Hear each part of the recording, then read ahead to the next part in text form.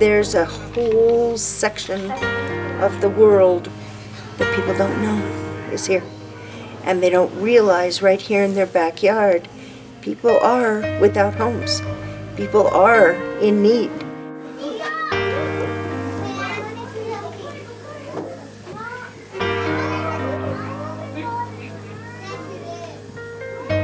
I had a family, I had a house, I had everything. Even the dog in the backyard with the picket fence. And then because of a bad situation, we lost it all. And it can happen to anybody at any time.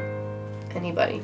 It's not everybody is here to take advantage of the system, you know. There are genuine people that need help, and myself and my family were one of them. My life before going home was great. I had pretty much everything.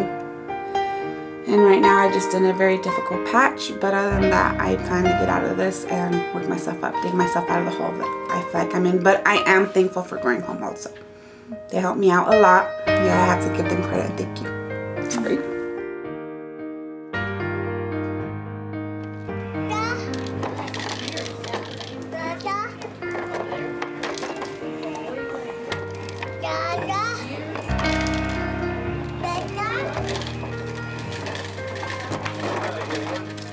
Our days start at 6 a.m. with time to get up, and you need to get up and get going, especially since we're in school now. You have to kind of pull yourself together, get these kids up. Everybody has to get up. We have to go eat breakfast with all the other families. After breakfast, we go get washed up. 7 a.m. the van is outside on the dot, and you need to be in that van by 7:01. Some of the churches that we stay with could be right around the corner. Other churches are down a couple of towns away, so that all depends on what your commute's going to be like.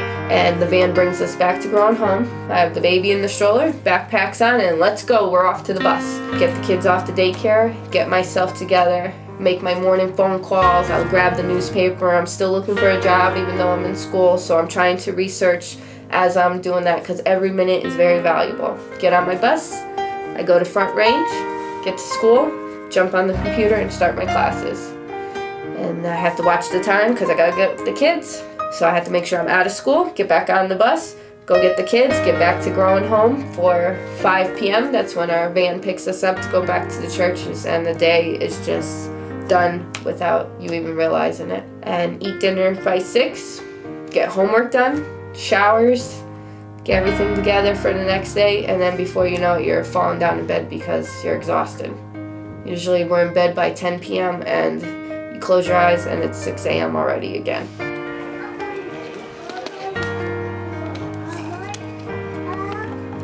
I think it must be really difficult to be a child and not have a home. I think that's got to be extremely difficult. And so if you can help in any way to change that, then you should do it.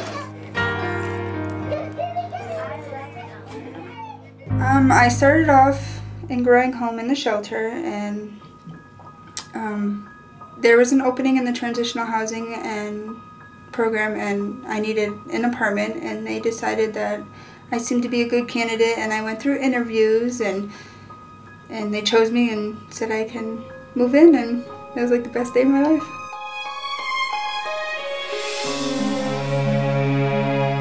When I moved into my first apartment, it felt unreal. Like, I couldn't believe it was happening. And when I got my keys, and it was just, I can't even explain it.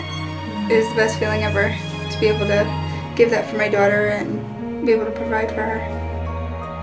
I attended Pima Medical Institute for schooling, and I finished that getting my medical assistant, my certificate, and now I am working part-time in an ophthalmology place. When I started in Growing Home, I had no hope and thought that was it.